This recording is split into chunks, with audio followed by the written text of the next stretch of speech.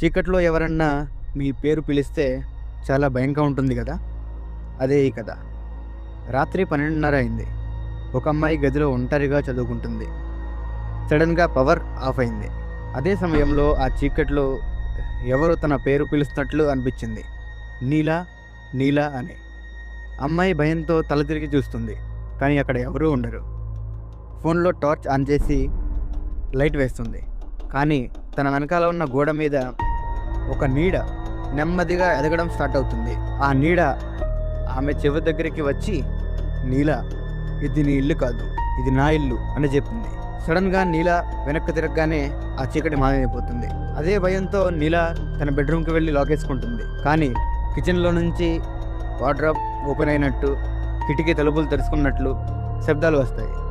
ఆ శబ్దాలతో వెంటనే నీల ఇల్లు వదిలి బయటకి పారిపోతుంది. అదే సమయంలో మీరుంటే ఏం చేస్తారో కామెంట్లో చెప్పండి.